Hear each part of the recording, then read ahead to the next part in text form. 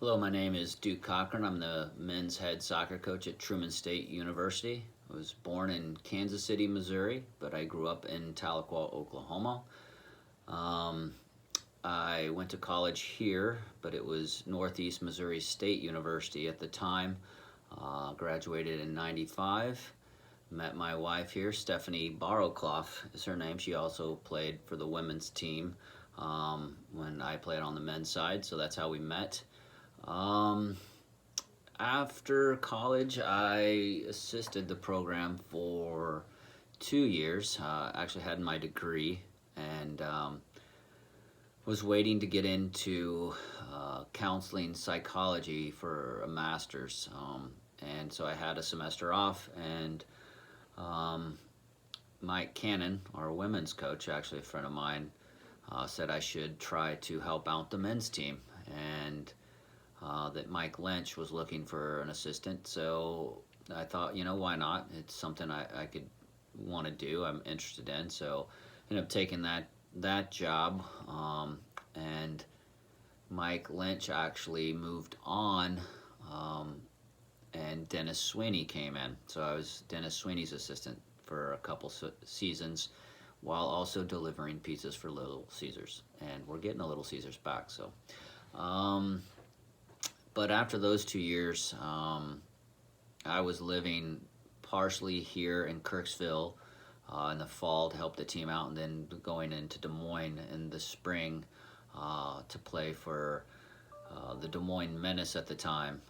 And while I was there, I started coaching a club team out of Ankeny, and they liked what they saw and asked if I would become their director. And I didn't really know what that meant at the time, but it paid money, and I needed a job, so I started coaching for that club and helping them just organize everything from player development to coaching development and work on my diplomas and licenses.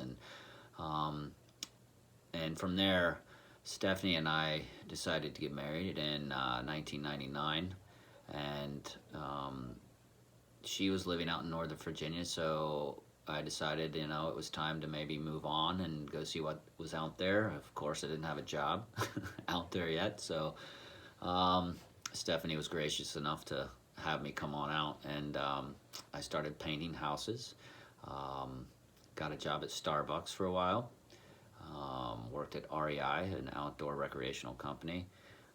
But while I was there, I still wanted to work in soccer, so I reached out to a company called Soccer Academy. Um, their founder, John Ellis, is the father of Jill Ellis, the women's national team. So he's got some, he's done pretty well in the world of soccer. And his son, Paul Ellis, works there with him. And through them, I ended up working camps, clinics, with other clubs. There's just the wealth of knowledge within that company was pretty impressive. A lot of internationals from all over the world. So I had a chance to see a lot of other coaches and how they coach and their styles, and it was top notch. And so I think ended up going down to Roanoke, Virginia, after several years in the D.C. area. Roanoke's in southwestern Virginia, and I was down there to be the technical director for Valley AFC.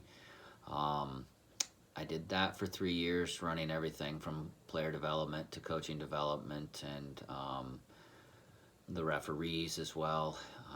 And I was also working with the state of Virginia for coaching licenses, helping them run licenses for like the D and the E and the F, which doesn't probably mean much to you guys, but I used to help teach those as well as work for the Virginia ODP up into Region 1. And again, there I got to be around a lot of really good coaches and players. So I definitely stayed around the game as much as I could. And then in '04, going into '05, found out from Alf Bilbao, who was the Truman State head coach at the time, that he was looking to move on. So I put my name back in the hat for a possibility of being the Truman State head coach. And through the process, thankfully I did get it. There were some other very, very good candidates.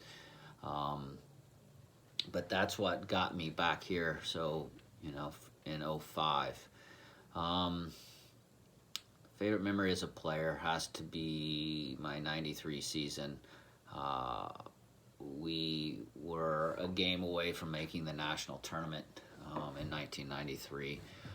We needed to beat Wisconsin Parkside at home to have a chance. And I still can remember Dave Roberts. We called him Reggie. On that day, he was bigger than life. He kind of put us on his back because somehow he ended up in the opponent's box, and he was a defensive mid for us, and I rarely saw him past half field. So he moved forward and latched onto the ball and somehow just got a turn and just smashed it down into the low corner. And the dog pile that happened over by the bleachers after was just, I will never forget it. And we won the game, and we did make it to the national tournament. As a coach, I would say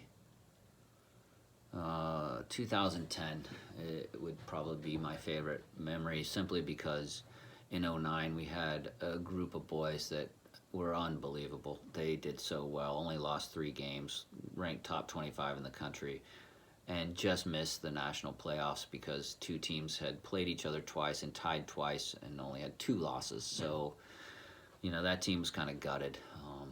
But the response from the 2010 team was just so impressive, because a lot of friends from that team, from the '09 group. And we also had an alum had come back into town to help out, Joe Nick, which was very helpful.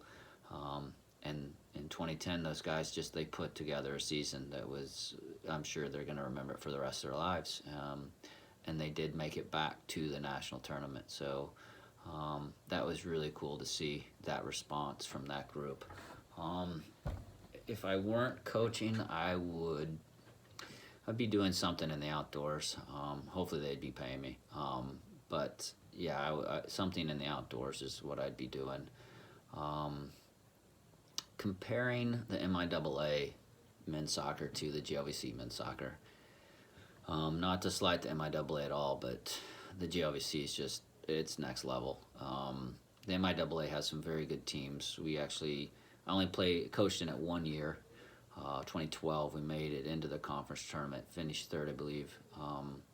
The GLVC, your top team or 2 teams in the MIAA could hold their own, but after their top 2 or 3, they just don't have as many teams. We have teams in the GLVC that if you're in the top 4 in the GLVC, you have a chance to be one of the top 4 teams in the country, or top 10 at least.